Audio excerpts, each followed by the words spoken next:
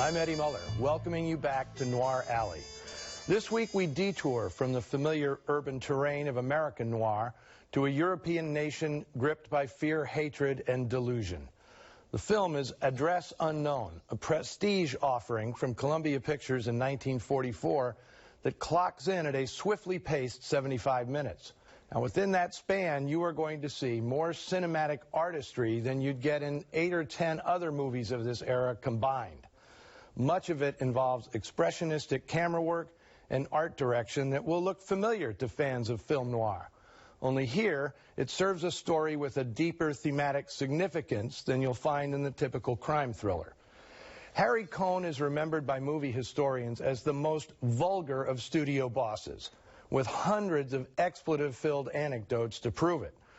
But it should also be remembered that during World War II, Harry Cohn was the only studio head with the guts to make films about what was actually happening in Nazi Germany. The 1944 Columbia picture None Shall Escape, released just months before Address Unknown, was extraordinary for being the first film to depict the government-sanctioned murder of Jews. And the film's notion of an international tribunal holding Nazis to account predicted the Nuremberg trials that were less than 2 years away. Address Unknown was written by Cressman Taylor in 1938. During a trip through Europe, the writer had been unnerved by the terror Nazis unleashed on the continent, and the idea for Address Unknown took shape. It comprises correspondence between a San Francisco art dealer, a Jew, and a German expatriate, a Gentile, who has returned to his homeland. Taylor originally sold the terse manuscript to Story magazine, America's most esteemed journal of short fiction. Editor Whit Burnett made only a single drastic change. He insisted that Catherine Cressman Taylor drop her first name, since the story was, quote, too strong to appear under the name of a woman. Eventually published by Simon & Schuster in 1939, the book became a sensation for the intimate, inexorable way it depicted a relationship between best friends torn apart by the rise of fascism.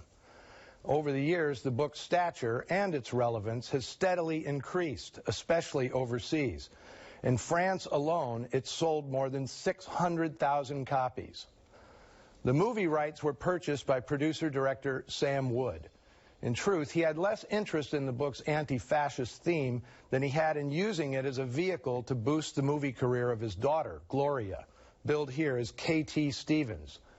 To direct the picture, Wood chose his longtime associate, William Cameron Menzies, which is where all the artistry comes in. Menzies was at this point already a legend as a visionary production designer, with films like Things to Come and Gone with the Wind to his credit. But he didn't need a large-scale production to display his formidable skills. He's got barely more than a B budget on this one, but the visual impact is astonishing. Working from an adaptation by Lester Cole and a final script by Herbert Dalmas, Menzies sketched out the entire story, 800 finely rendered compositions that he'd bring to life with cinematographer Rudolph Maté. As a director, Menzies' pictorial style is as bold as the work of silent cinema greats like Sergei Eisenstein and Carl Theodor Dreyer. In 1944, nothing else in American movie theaters looked quite like this. Paul Lucas, a Hungarian Jew, knew Taylor's book and lobbied for the central role of Martin Schultz, and his casting proved fortuitous. A month before the film's premiere, he won the Best Actor Oscar for Watch on the Rhine, a much more romantic movie about World War II. His wife here is played by Austrian actress Mädi Christians, who'd been a star in Germany before fleeing to America during the rise of the Third Reich.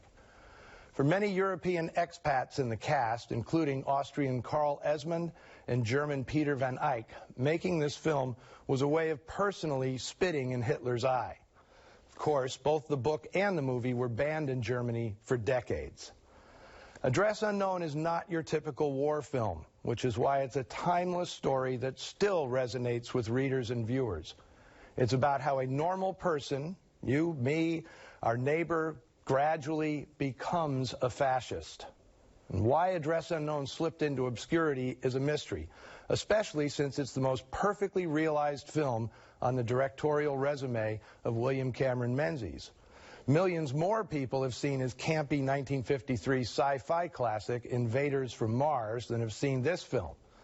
Now, whatever the reason for its neglect, Noir Alley is thrilled to throw a spotlight on one of the most powerful and artistic films to emerge from Hollywood during World War II. Here is Address Unknown.